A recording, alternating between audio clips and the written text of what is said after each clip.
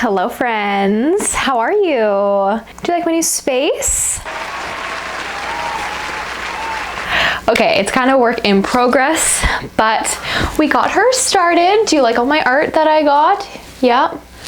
Got some of these prints from Etsy, got some of them from Winners, got my candles, got my fun red light in the background.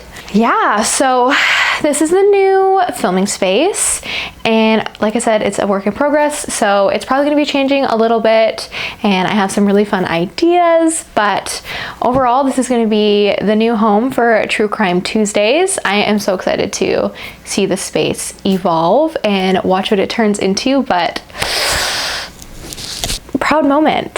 So how are you? How are you feeling after our last case on Willie Pickton? I know it was a lot to digest. It was a really long case and pretty gruesome, so hope you're all kind of managing okay from that, and hope you guys are ready for today in the case that we have, because it's another intense one to say the least. So today we're actually going to be talking about Russell Williams. He is a Canadian, very well decorated colonel from Ontario. He is a serial, how would you describe him and his crimes? Was a peeping Tom, and he was I would say serial rapist, and he actually ended up murdering 2 women, unfortunately. So I'm really excited to tell you about this case and keep the memory of these women whose lives he took alive, because I think that their story is important, and remembering their faces is important, and to know that they are more than being a victim of this crime by Russell Williams. So let's go ahead and get started in today's video.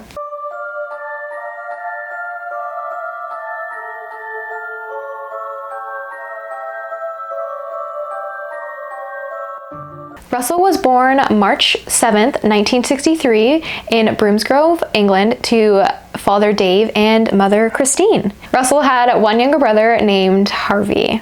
Russell's family immigrated to Chalk River, Ontario in 1968, where his father Dave got a job at a nuclear research facility.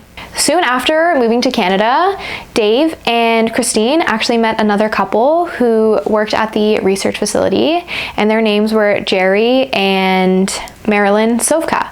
So Dave and Jerry actually are the ones who work together at the research facility, and quickly the couples became very close acquainted. They spent a lot of time together, and yeah, Jerry and Marilyn spent a lot of time with Harvey and Russell growing up. After spending quite a lot of time together, the families obviously grew very close. And it was then that allegedly Dave and Marilyn actually ended up having an affair. It was then that Christine actually divorced Dave and ended up getting together with Jerry. And it was only 5 short months later that Jerry and Christine actually got married. Christine actually changed her name to Noni, which was her middle name, and of course she went by the last name Sovka. Russell also changed his last name for this period of time to Sovka when he moved down to Scarborough from Chalk River with his mom and stepdad. Those around Russell would say that he was a very sweet, kind little boy, but he was very shy. Russell grew into a teenager with self-discipline, obsessive tendencies, strict rules and ideologies, but he would maintain his shy demeanor through his teen years. Russell loved to play sports, to play music, and to act in theater. Like I said, Russell moved to Scarborough, Ontario with his mom and his stepdad, and it was when he was living down there that Russell attended Birchmount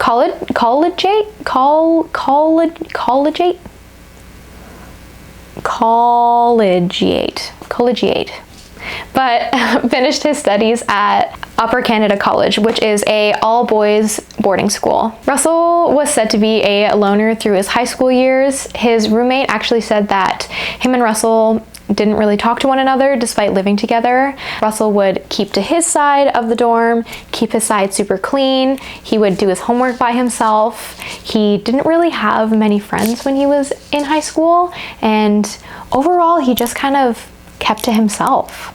After high school, Russell attended University of Toronto at the Scarborough campus, where he studied economics and politics. While Russell was in university, he actually moved into a home with 5 other college boys. Right off the bat, Russell divvied up the home duties between all of the boys.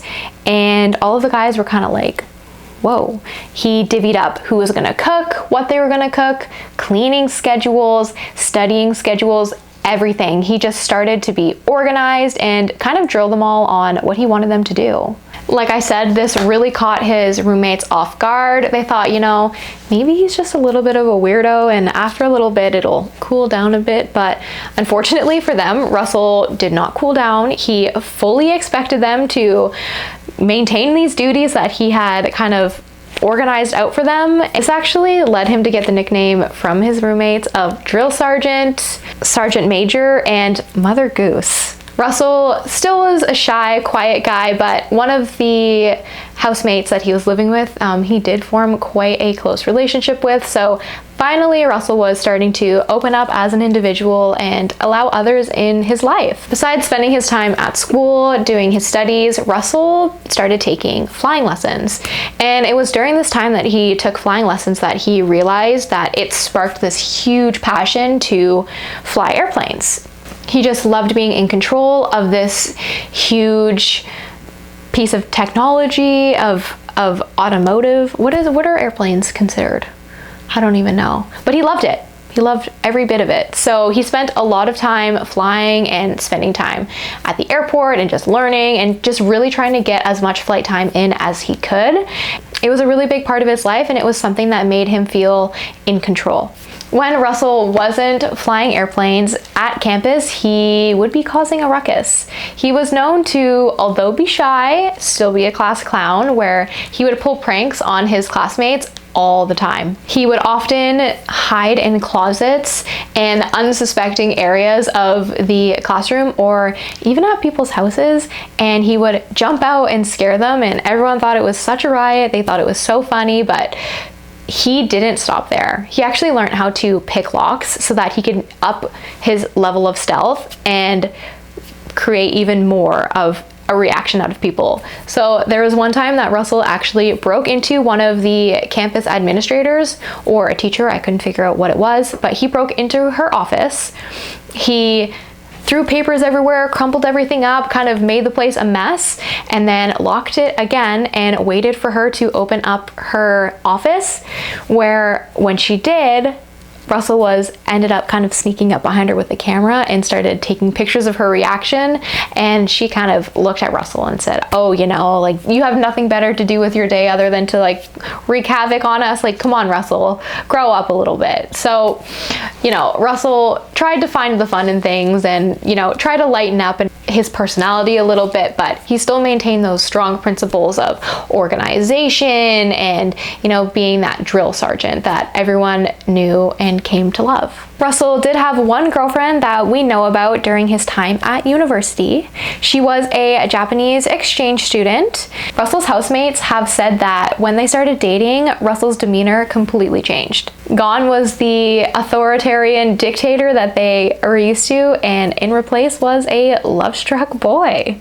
Apparently his girlfriend was quite the headstrong woman herself, and her and Russell bumped heads quite a bit because they both felt like they were in charge and that they wanted to lead. So there was a little bit of tension that kind of grew from their relationship, and she was very, very, very committed to her studies. She spent almost all of her free time studying and focusing on her grades, and that was really hard for Russell because Russell really wanted her to spend more time with him. It upset him quite a bit that he felt that she was more focused on her studies than she was on him. And honestly, I get it. You know, when you're an exchange student, it's really important to keep those grades up, especially when you're paying so much to be there. So unfortunately, in his 4th year of studies, they actually did break up due to the fact that they just weren't spending enough time together. Russell's friends and housemates have said that Russell completely lost it during the breakup. He would only come out of his room to go to classes, and when he would return home, he would lock himself in his bedroom, play loud music, and cry all night. His roommates became very concerned about him because obviously they were friends, but in the time that they had lived together in that 4 years, they never really saw Russell show any emotion except for when he was trying to get a reaction out of them by pulling pranks. Once the overwhelming sadness relented, Russell really tried to win her affections back, and he did that by sending tokens of his affection. On one occasion, he actually delivered 12 long stem roses to her during her class, and she was so uncomfortable by this and kind of put off by it that she went up to her professor and begged him to get Russell to stop. After that happened and the professor spoke to Russell, he made no further advances on his ex-girlfriend, and it was really hard for him, so he really just invested himself in his flying and finishing up his university classes. Once Russell graduated from university, he actually ended up staying in Scarborough for another year. And it was during this year that Russell worked at the university part-time and he worked at Red Lobster part-time. Now, Russell was still taking flying lessons. This is when he stumbled upon the movie Top Gear. And if you're not familiar with the movie Top Gear, basically Tom Cruise is a hotshot pilot and he's trying to win the love of his flight instructor. And it's just like this super badass movie about this guy who's kind of like an underdog, but he's trying to be a hotshot, and he wins the affection of the girl of his dreams. And so Russell became super obsessed with this movie, to the point where his friends were growing concerned because Russell believed that if he became this big hotshot pilot, that maybe he could win back the affections of his girlfriend. They ended up getting quite concerned because he got so obsessed with this movie. So obsessed, in fact, that Russell actually applied to the RCMP, which is the Royal Canadian Mounted Police, and he applied to the Royal Canadian Air Force. Both the Air Force and the Canadian Armed Forces wanted him, and because he had the option of both, Russell decided that he wanted to be a pilot more than he wanted to be a police officer, so he went and he joined the military. After 3 years of flight training, Russell was awarded his flying wings in 1990, and soon after, Russell was posted to CFB La Prairie in Manitoba. While in Manitoba, Russell worked as a flight instructor, where he earned his promotion to Captain Williams. During his time in Manitoba, Russell met a woman named Lori Harriman, and they started dating, they got to know one another, and quickly they fell in love. Their relationship progressed rather quickly. They actually ended up getting married during a small ceremony in 1991. In 1992, Russell was posted to CFB Shearwater in Nova Scotia, and he remained there until 1994 when he was posted to Ottawa. While in Ottawa, Russell's job was to transport really high-level officials, foreign government dignitaries, and other important individuals. Russell and his wife remained in Ottawa for 10 years until 2004. And for those of you who aren't familiar with kind of how the military works and the army and things like that, so typically every 4 years you get a posting to a new base. I'm not super familiar with the Air Force, so I can't speak on that, but I know in the Army that's usually the case. So I was kind of surprised to see that Russell ended up staying in Ottawa for 10 years because, like I said, it's not common to my knowledge, but yeah, I just thought I would share that little bit of information. So clearly he was doing a good job at his work. In 2004, Russell was again posted to CFB Trenton, which is just about a 2-hour drive from Ottawa. It was when Russell was posted at CFB Trenton that he was promoted to Lieutenant Colonel, and he was the commanding officer of the 437 Squadron. Russell would go on to hold this position and posting for 2 years until he was requested to become the commanding officer of another base, but this one was actually a covert ops base in the Middle East. Again, Russell served at this base in the Middle East for 2 years until he finally returned back to Ontario in 2006. Upon his return, I need to read this so that I don't mess it up. He was posted to the Directorate of Air Requirements at the National Defense Headquarters, or NDHQ. Around this time, Russell and his wife bought a house in Westboro, Ontario. And Westboro was a really nice kind of hip, newly built homes in Ottawa. They also had a cabin in Tweed, Ontario, which again is about a 2-hour drive from Ottawa, and they had that cabin when Russell was posted to CFB Trenton. Russell and Mary had a happy marriage. Although they didn't have any children together, they would spend their time golfing and watching TV shows together. They would travel together and go explore the world together. Like I said, Russell and Mary didn't have any children together because they were both really invested in their careers. I didn't find any information on if there was another reason why they didn't have children, but by the looks of it, they were both just really invested and cared about each other and their careers, and they were happy with that. When Russell and Mary arrived back to Ontario in 2006, Russell would actually live in the home in Tweed because he was posted to CFB Trenton, and his wife Mary would actually live in their home in Westboro, Ottawa. So they would each kind of live separately during the week, but on the weekends, either Russell would go up to Ottawa or Mary would come down to their cottage in Tweed. He worked as the base commander in CFB Trenton from 2009 to 2010, and Russell and Mary would continue this lifestyle of kind of living separately during the week but coming together on the weekends until his arrest in 2010. So now we are going to get into the crimes that Russell committed over a 3-year span. And the crimes that Russell committed are pretty gruesome and pretty explicit. So if talk of rape and kidnap and description of murder upsets you, skip to this time code when we talk about Russell's interrogation. And yeah, if none of that upsets you or bothers you in any way, let's go and get into it. The first known attack of Russell was in 2007, where he targeted his next door neighbor. Russell broke into his neighbor's home by cracking open a window, and he stole a pair of red underwear believed to belong to his neighbor's teenage daughter. He used this red pair of underwear to masturbate with, and he actually took a camera with him where he modeled himself wearing these red underwear with his bits poking out of them. So yeah, that was Russell's first attack. He took photos, he stole, and he broke into a home. He quickly, took all of his evidence and he escaped through the same window that he broke into. Russell would canvass the houses and streets surrounding his homes in both Westboro and Tweed. The nature of his break-ins and crimes were consistent for 2 years until his crimes escalated. Russell would spend his evenings targeting a home, figuring out that family's schedule, what their lifestyle looked like. He would watch either the mom or the children in the shower through a window. Sometimes he would just watch them disrobe, or sometimes he would be creepy enough just to watch them sleep. He typically would break in through a window, but there was a few occasions where Russell actually broke in through the front door because, like I said, in high school he had experience locking picks. You know what I'm trying to say.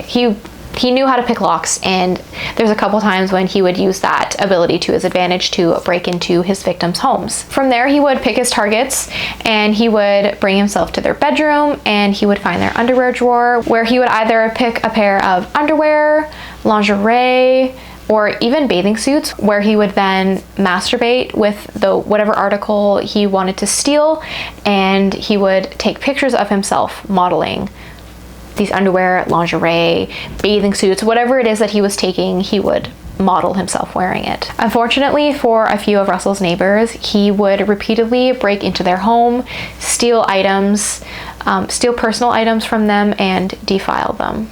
Through the years, Russell became more and more bold with his break-ins.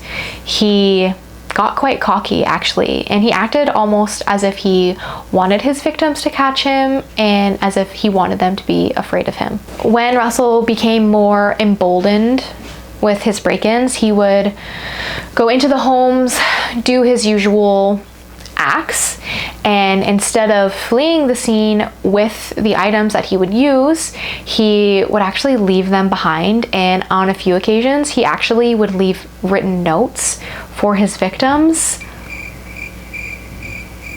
Yeah, no, it is a no from me. I can't even imagine how violated you would feel, and honestly how terrified you would feel seeing that someone had broken into your home, used your like delicates in such a way, defiled them like that, and then would leave taunting notes for you.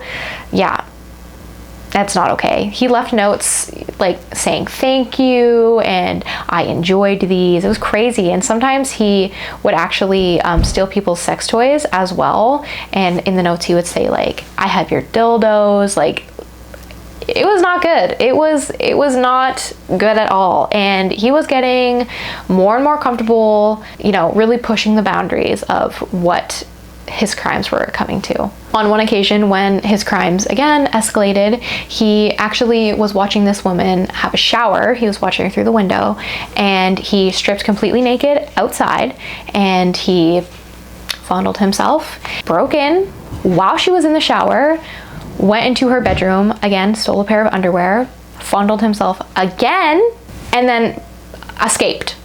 All while she was in the shower and totally unsuspecting. Like, how horrifying is that?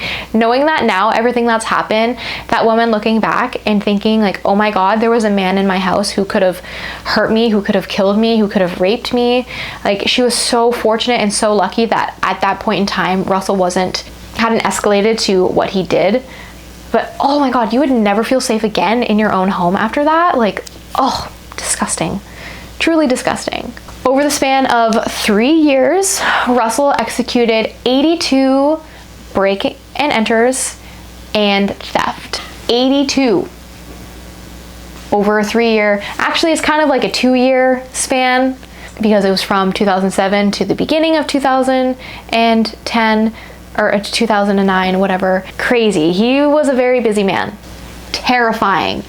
Oh my gosh, I can't even, well, no thanks. Unfortunately, Russell's 82 break and enters didn't satisfy him, apparently. His urges were growing more and more severe, and he really wanted to take his crimes to the next level. And oh boy, did Russell ever bring his crimes up a notch. In part 2 of Russell Williams, you will hear about all the ways that Russell took his crimes to that next level, how he intensified with his victims, how his crimes kind of got a little bit crazier, how Russell's crimes escalated, what he did to his victims, and how his journey evolved from somewhat harmless breaking and enters all the way to a double murder. So thank you so much, guys, for tuning into this week's video. I hope you enjoyed it, and I hope you got a good understanding of who Russell Williams is, the foundation of his life, and how we kind of are getting to where the tipping point is in Russell's life that pushed him to become a murderer. All right, guys, thank you so much for watching. Please subscribe, like the video, drop a comment down, and make sure you ring that notification bell so that you're notified whenever I post a new video. But that's all for this week. All right, bye guys.